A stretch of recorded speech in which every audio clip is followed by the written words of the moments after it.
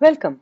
Malanada Mahadeva Shakuni Temple, also called as Mayamkottu Malancharuvu Malanada Temple, is located in Pavitreswaram in Kollam district in the state of Kerala. This is the only temple which is dedicated to Shakuni, who is one of the villains in Mahabharata and also the mastermind behind the great war Kurukshetra. We all wonder how come an antagonist like Shakuni has a temple dedicated to him. In order to fully understand that, let us briefly see the story of Shakuni. Story of Shakuni. Shakuni was born in Gandhara in the present Afghanistan as a prince for the ruling king Shubala and queen Sudharma, who were ardent Shiva devotees. The name Shakuni means a large vulture. He was also called by the name Shaubala, as he was the last 100th son of the king Shubala, whom also has a sister named Gandhari. Shakuni is considered as the incarnation of the entity named Dwapara, who rules Dwapara Yuga. As there are 4 Yuga cycles, namely Satya, Treta, Dwapara, and Kali, each Yuga cycle is presided by each entity in the same name, who are considered to be the descendants of Lord Brahma. Shakuni was born on earth due to the curse given by the gods, where he will destroy righteousness.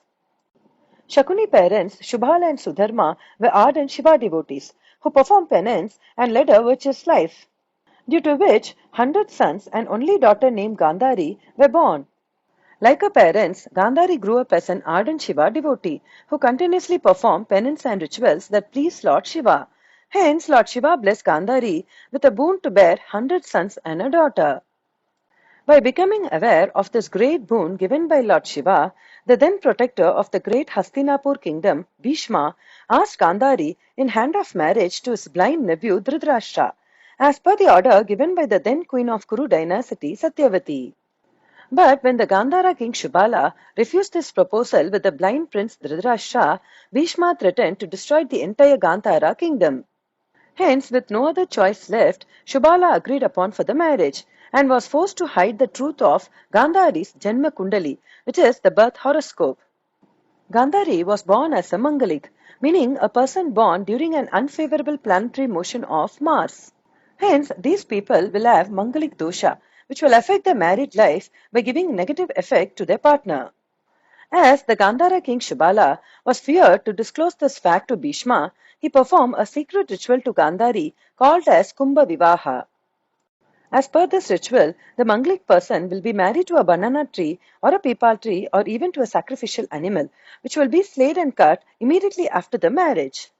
Here, in Gandhari's case, she was married to a sacrificial goat before the actual marriage with the blind prince Dhritarashtra. Years later, when Dhritarashtra came to know about this ritual, he was enraged for the secret marriage, which practically made him a second husband to the widowed Gandhari.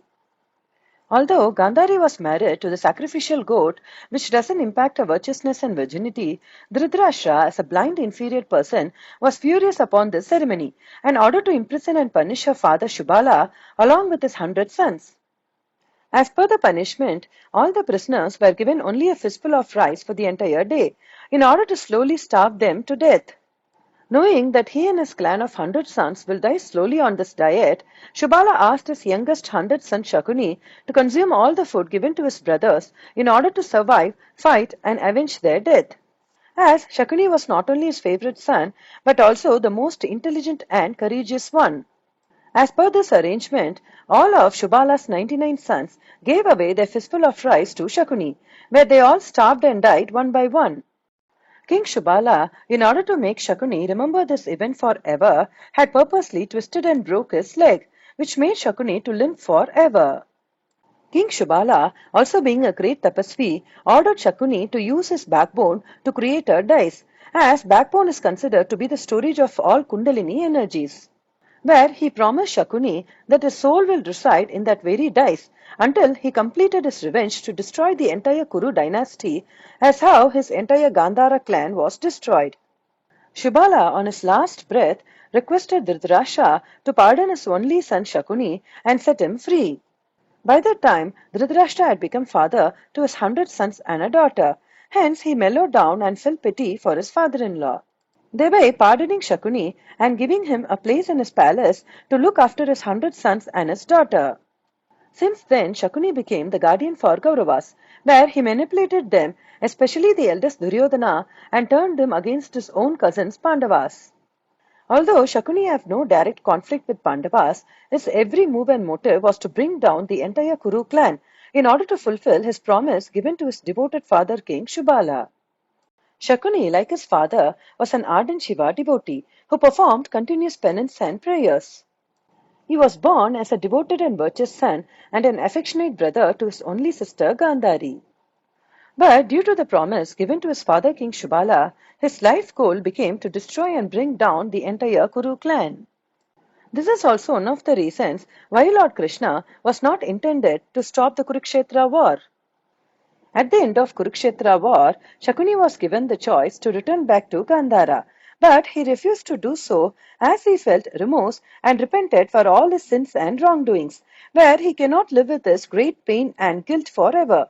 Hence, he wants to end his life in this very battlefield of Kurukshetra, where many great warriors had fought and sacrificed their lives.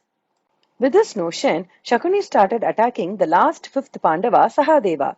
And after a brief fight, Sahadeva slayed Shakuni by cutting off his head, thereby giving him the salvation.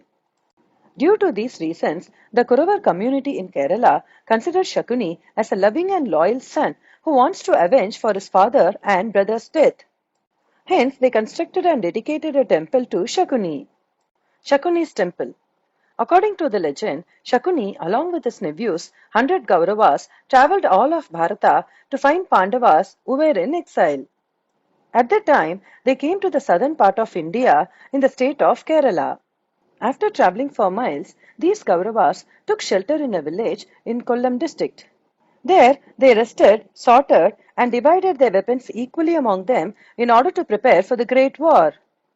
Hence, this place was initially called as Pagutishwaram, which means the place where division took place, and later on in the name of Pavitreswaram. In this Pagutishwaram, Shakuni, as an ardent Shiva devotee, started performing severe penance and prayers. Seeing Shakuni's devotion, determination, perseverance, and intelligence, a small tribal community called Kuravars started worshipping Shakuni as their god, where they believed and accepted his true motive for revenge. This Malanada temple has a granite block stone installed, which is believed to be the seat used by Shakuni for doing his penance. On this block, a large stone carving of Shakuni is placed for worship. Apart from Shakuni, this temple also has other deities like Keratamurti, Bhuvaneshwari Devi, and Nagaraja. Although this temple was constructed in a typical Kerala style architecture, there are no formal daily rituals performed. Instead, devotees offer tender coconut, silk, flowers, and toddy, which is fermented palm sack, to the deities. Since the times of Mahabharata till date, the descendants of Kuravar community worship and maintain this temple. And every year they conduct Malakoda Mahotsavam festival in the month of January, where thousands of people all around the village gather and worship Shakuni, and they believe that all their wishes have been fulfilled.